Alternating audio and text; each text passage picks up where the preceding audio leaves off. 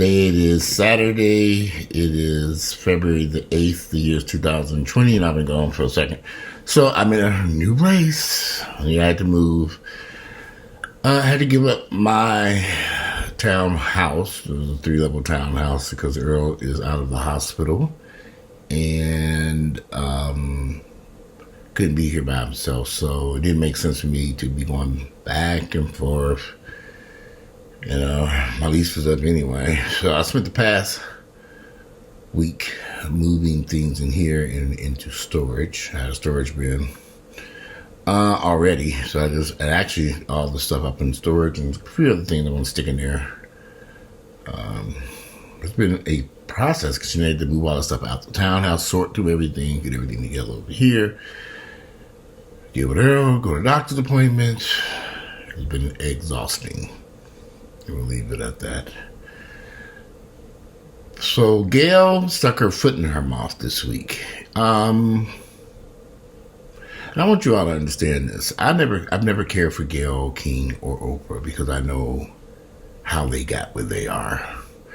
They present this image, this manufactured image of being these sweet, innocent ladies, and that ain't the case. Oprah is something else. I know people who've personally worked with Oprah over the years, and they said she was just a handful to deal with, and she's a liar. Both Gayle King and Oprah Winfrey are lovers. They're lesbian lovers, period. And they've lied about this for years. And I have a problem with that. We'll get back to that later, though.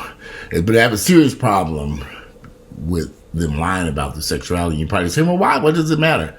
It matters a lot when Oprah has presented herself to be one thing, but she's something else. That's like me sitting here lying about my sexuality and possibly having a fake girlfriend, but I'm living my life is completely different than what I'm telling you all. Maybe we'll get back to that. But anyway, I noticed something about that whole Gayle King thing that kind of, over the years, a lot of my black straight friends have told me about issues they've had with black women.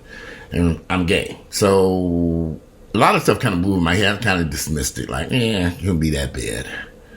But what I'm learning that there is some serious dysfunction in the relationship between black women and black men. There's a lot of dysfunction going on back and forth here. And social media has kind of opened my eyes up to it. And even for a long time, I tended to ignore it on social media because, like I say, I'm gay, so I really didn't care. But I'm beginning to think, wow, this really is some serious dysfunction here. And a lot of black men and women don't understand who's manipulating us. White people. White people control our education, the groceries you eat at the grocery store, your education, the neighborhood you live in, the banks that you get loans from. They control every aspect of black people's lives. And we have to understand this. They're not looking out for our best interest. One thing that struck me out, one lady was complaining about the way black women have been represented in the media over the past 20 years, and she blamed black men for this. You know, these rappers and singers and dancers and music videos and stuff they present. But y'all don't fail to understand is behind the scenes is white men who control all aspects of the music industry and magazines. The only magazines we ever owned was Jet and Ebony. We don't own them no more either. Jet and Ebony had a wholesome portrayal, beautiful portrayal of black people. That's why we brought their magazines. But when you look at rap videos, music videos, or anything to do with the entertainment industry, all that shit was controlled by white folks. They were calling the shots. And they continue to call the shots today. Where y'all think Tyler Perry got all his money from to do these films and production stuff and that deal he had with Lionsgate? Jesus gave him this money? White folks did. And they still are financing his stuff. He takes his money and puts it in his pocket and let them finance his bullshit. But we'll get back to that also. Black people really don't have much control over anything in the United States of America. Not even the water they damn drink. You do realize that, don't y'all? They have another city now having serious water problems. Several cities in America, in the United States, in 2020, are having problems with lead and poisoning in the water system in New Jersey, Mississippi, Alabama, and let's not forget Flint, Michigan. Are you all blind to this? Are you blind, deaf, and dumb? So I know racism exists. I've seen it firsthand in my own personal life. And during when I was getting education in Cincinnati, Ohio. In Gary, Indiana, great educational system. No complaints from me about Gary. When we hit Cincinnati, I did a little stint in Mississippi too. I did one semester at Louisville High School in Mississippi, and it was a trip. I couldn't get the fuck up out of here. I said, this ain't gonna work. First time I ever got failing grades. I said, how's this possible? Racism. Can we blame racism for a lot of shit that's going on? Yeah, we can. Because they control a lot of stuff going on in our lives. Let's go back to Gayle King and Oprah. Do you all know who writes their checks? Oprah has presented herself to be this wholesome interviewer. Y'all, please understand something. From day one, Oprah has been used as a pawn by white Americans with money. They paid her bills from day one. The money that she gained, she got from working for King World Entertainment Company. They were her bosses. Oprah just got smart enough to buy her bosses out on her own show, which didn't get no better because then she still had to deal with the advertisers who were still white folks who were paying her bills and paying her. Oprah been working for white folks for over 30 or 40 years. Let's get this right. The first time I saw Oprah was on AM Chicago in the late 80s. No, I'm talking about the late 80s. Was it? Had to be in the early 80s. I forget. I don't have my phone on me. I was on Google when she took over the AM Chicago show. I remember when she came over. Prior to that, she was working for some white folks up somewhere in Boston or Baltimore or something, somewhere like that. Then she came to Chicago. She took over the AM show. It was a show called AM Chicago. It then opened and became the Oprah Winfrey Show. Black folks did not pay for this shit. White folks did. That's why Oprah and Gayle King don't have a problem with this, the stuff they put out. Okay, so a lot of people say, well, Oprah paid for black men to go to college. Well, she got a tax write-off. She paid for the school over in Africa. Yeah, she went over to Africa, dug in the dirt and played around and played patty cakes with some Africans and brought our ass back home. Oprah could have done tremendous things for our community with the Oprah Winfrey Show, but she didn't. She didn't. She didn't. That was her platform. She could have used that to do amazing things for black folks, but she didn't. Because she couldn't.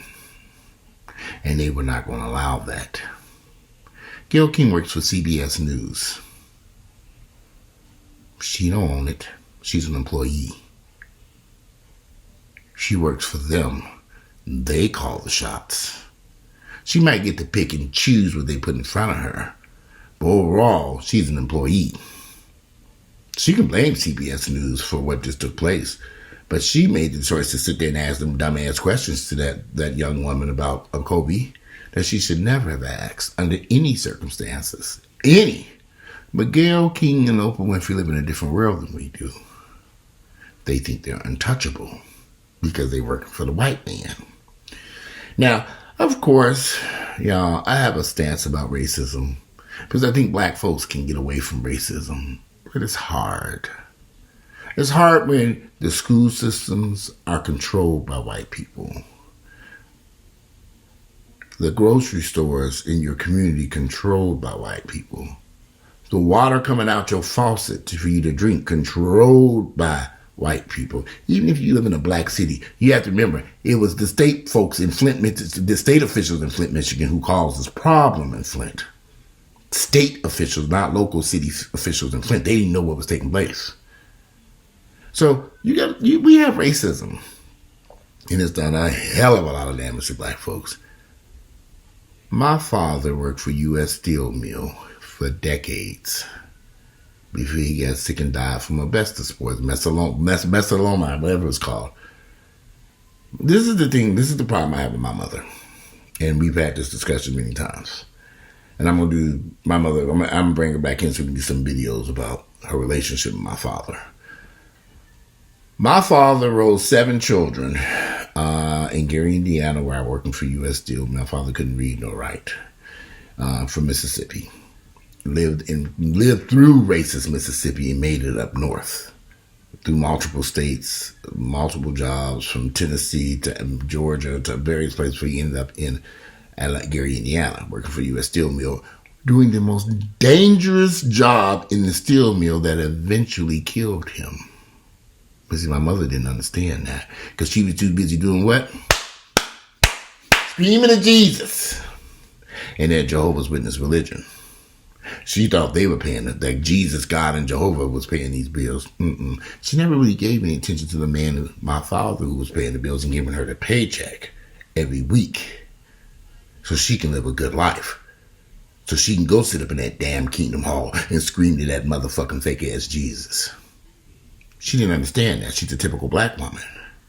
She too busy screaming to Jesus instead of thanking that man that was her husband who risked his life and eventually lost his life providing for his wife and children. We had new cars, very beautiful home, grass. We didn't live in poverty. I didn't even know what it was. No, we didn't have no Nikes and no expensive stuff like that. But we were not living in poverty. There was never a time came home, we didn't have no food to eat. There was never a time I came home, we didn't have heat on, electricity on, or the gas was off, or something was going on. We didn't live like that. So I can't. I know people who did live like that, but my family didn't. Unfortunately, my sister's kids lived like that after they made the bogus ass decision. That's for another video. My father was a good man.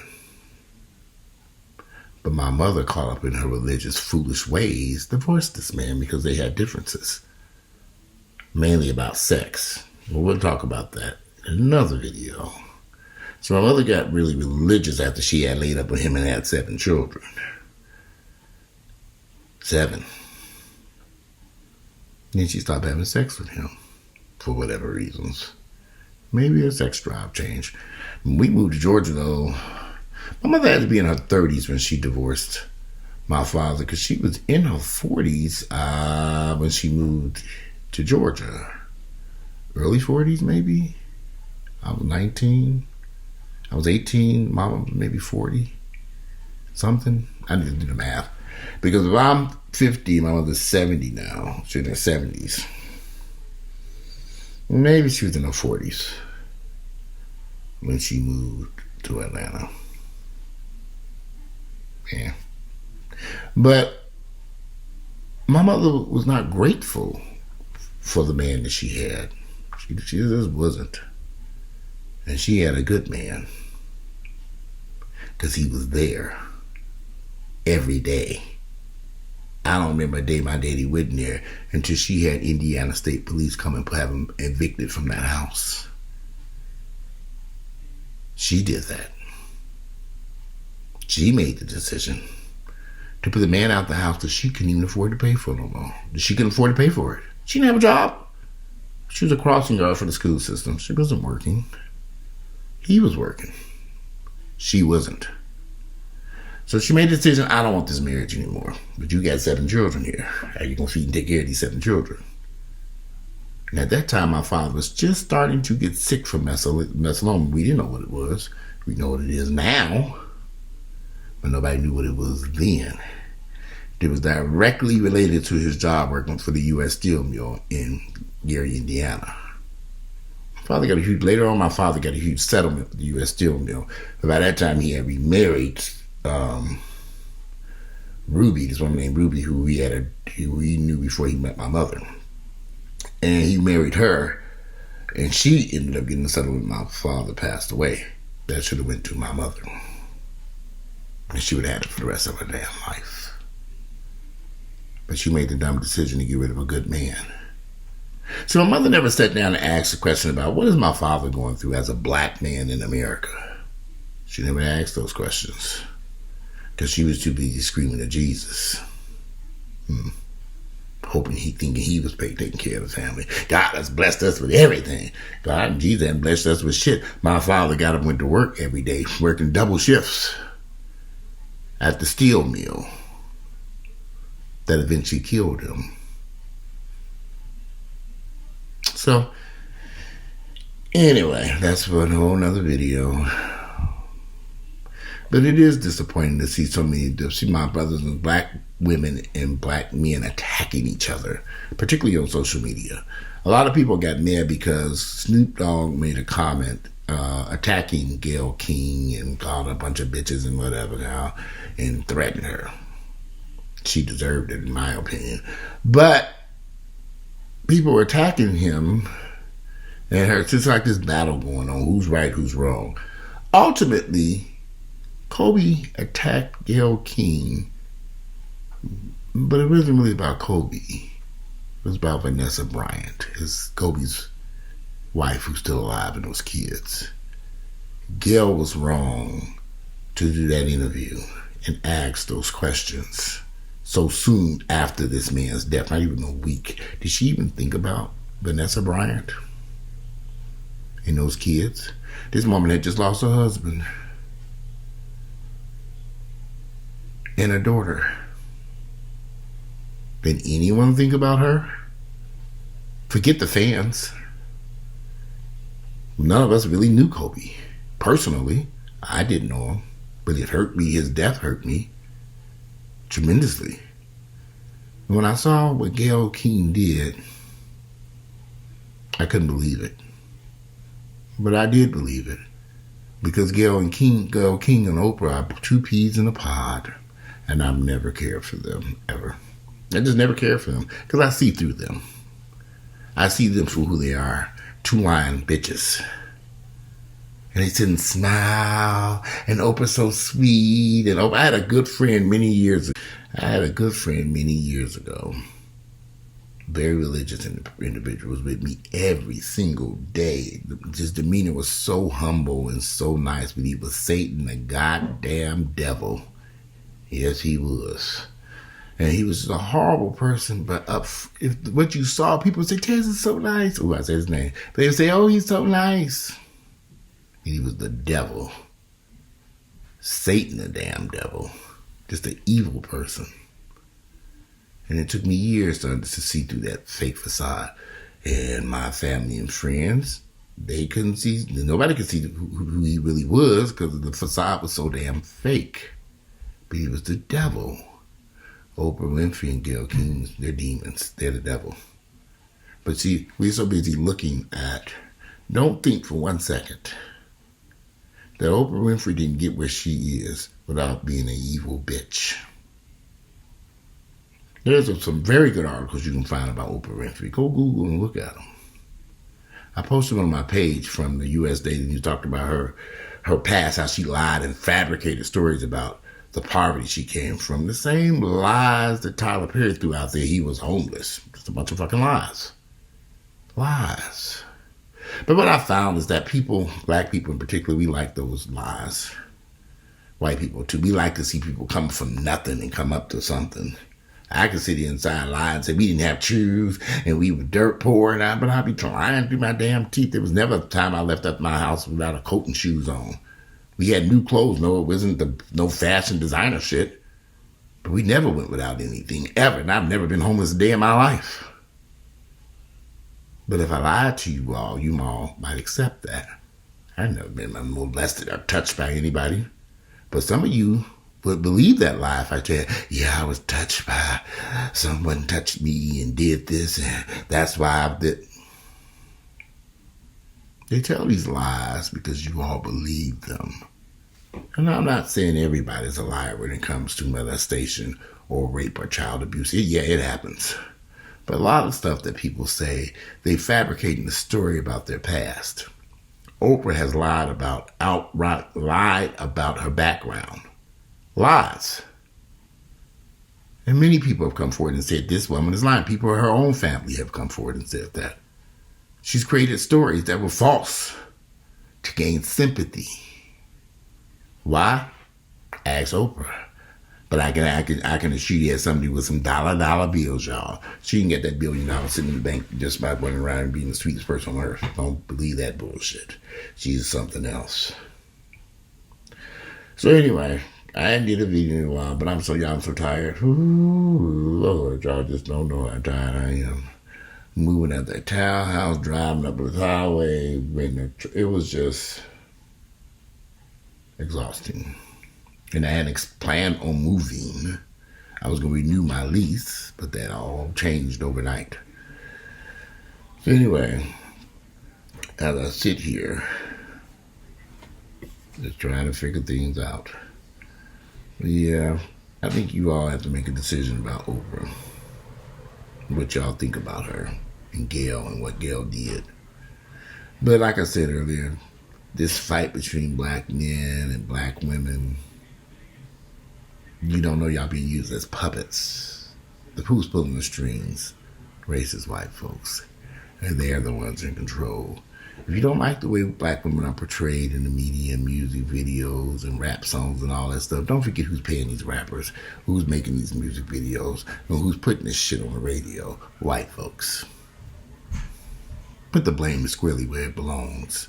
Don't put it with your poor folks who getting a paycheck at the end of the day. People do some strange things for a little bit of change. We all know that, don't we?